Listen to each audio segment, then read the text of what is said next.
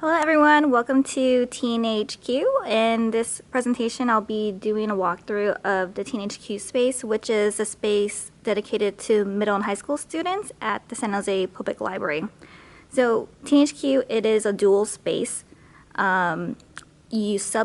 So where we at right now is the reading room. So the reading room I would categorize as your typical library setting. So we'll do a quick tour. So here, if you want to look at the furnishings, it has a lot of floor space along with a variety of seating.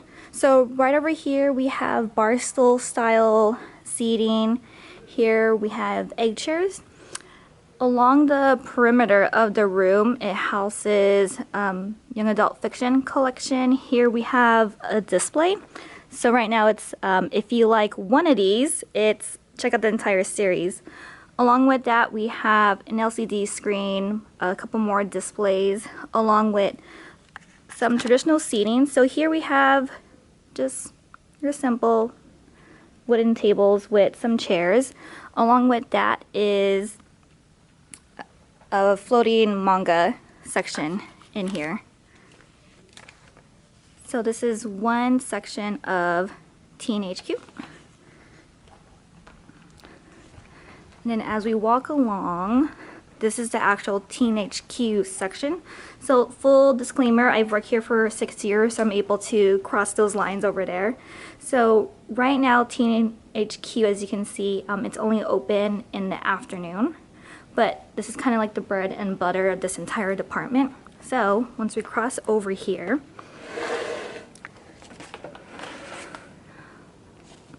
so over here we have a service desk. We're currently closed, which is why everything is empty. And along the perimeter of the space is where a lot of resources are. So this is a recording studio. This is our gamer lounge where we house a variety of different gaming systems. And like I said, against the perimeter we have computers. And then further on back in here is our makerspace. So it's divided by more shelving units to house makerspace items. So if we do a little peek in here, right there is the recording studio, and then is our filming nook with a ring light and phone holders. Those two little guys there are 3D printers.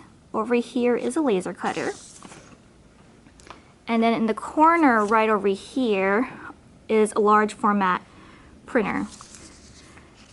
And again, more resources against the perimeter of the space. So we have one of 3 TV screens that teens can use for playing games. And over here is our display wall. According to Velasquez, this would be categorized as an analog wall, meaning that teens are able to see past programs, plays, that our teens have made, which they can see. It shows that there's more teen engagement in here, which is nice. And then over here, we're going to take a look at some of the furnishings here. So we have another bar style seating over here, but this is actually double-sided. So one is your traditional seating with shelving, and the other side of it is just cushiony semicircle area, and in front of those are these gaming chairs, which reinforces the gamer lounge equipment that we have. And then scattered throughout TeenHQ are these ottomans. So you can see we have a lot. We have some over here to break up the space, some in the corner, and then even more underneath one of the TV screens. Here, this little island is our board game section for teens to take a look and play with whatever games that they want. And then here in the middle, we have more seating area. So again, more traditional long style tables. We have a fun little wavy one. But the best part of TeenHQ are these interchangeable sections. So what it is that teens are able to fully move these seating as they see fit. So as you can see, teens can create a semicircle, they can fully enclose it, they basically can move this space to suit their information needs, which is really nice. So a fun fact about this space was that it was created by teens, for teens in 2016. And again, to reinforce that idea, these are some of the projects that teens have made. So we have like a mobile, we have some 3D printer projects that they have done, stickers in the past, along with some plays that we have done during shelter in place. And then what's really great about these different seating arrangements and furnishings is that according to Bernier and Mills, when they surveyed teens, 3 times as many teens surveyed said that they actually favored group seating. So furnishings such as this and the bar area that we have seen is actually perfect for teens. And then a fun fact that I like to tell people is that over the years, we would have teens who would like to sit here on this floor. And that's actually really interesting because, again, in another study by Bernier and Mills, at least a third of teens express interest in actually sitting on the floor. So even if you don't have these fancy furnishings, just give a teen a floor space and they're more than happy to be in there. So looking through the TeenHQ space through the Nordic 4-space model, what I would categorize the reading room would just be a learning space. So here we have furnitures, group setting, circular. So this section would actually be categorized as a learning space just because it's quieter, and then teens come in here more with their group mates if they want a quiet space to do homework. So they either sit here.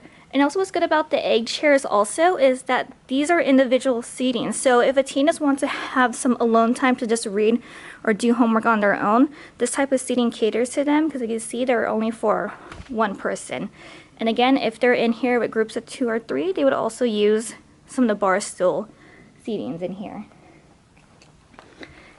And then again, looking through the actual TeenHQ space, through the Nordic 4-space lens, this space would be considered a performance space. And what that means is that teens are able to gather, express themselves, delve into new interests. So for example, if they're into board games, they can go over here and grab Super Fight or Werewolf. Exploding Kittens is very popular, and then from there they can either play with staff if there's a low teen turnout that day, or other teens. And it's just really good also because they meet teens from all over the Bay Area that come in here to play with each other. And again, it's just strictly for middle and high school students, so they feel comfortable knowing that people are going to be within the same age range as them. Another example of using TeenHQ as a performance space is, again, the maker space. So like I said, we have the 3D printers and then large format printer. So I like to say the large format printer is kind of like a giant Polaroid. So here is actually a poster that a teen has made in the past, and they're able to create whatever designs that they want in here, which is really nice. And again, this is really enforced in the corner with our recording nook, where teens are able to film themselves doing a book review, or we have Zoom theater.